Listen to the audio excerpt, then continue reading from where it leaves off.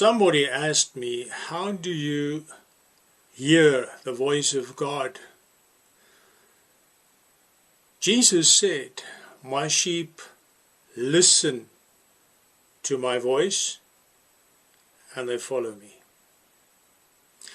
Dear friends, God made man. He made the ears and he made the voice, and he speaks. He's speaking to us all the time. God gave each of us a conscience inside of us. And his conscience that he put in us, in our spirit, is speaking to us all the time. He wrote his laws in our hearts to teach us a right from wrong. If we just listen, we will hear. But we've got to listen. Jesus also came to this earth and he spoke the words of God, the words of life. And the witnesses that heard those words, they wrote them down in the Gospels, in Matthew, Mark, Luke, and John. And Jesus promised us the Holy Spirit, who will come and dwell in us and will remind us of all the words that Jesus spoke.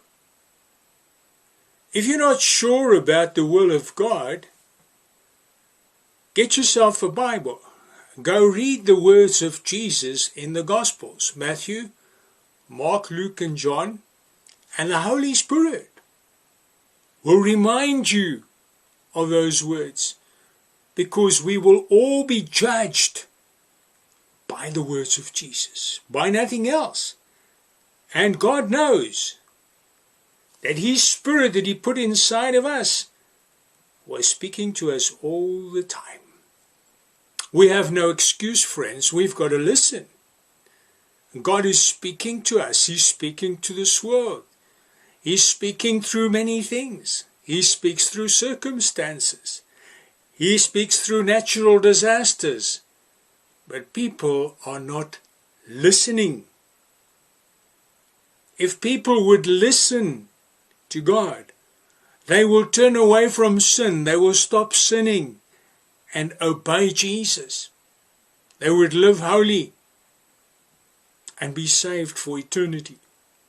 Dear friend, God is speaking to us, to all of us. There is no excuse to anybody. What God wants is righteousness and obedience. It is because of sin that man will end up in hell one day. The Holy Spirit of God convicts us of sin, righteousness, and judgment. If we listen to the voice of God and we obey, then we can have eternal life.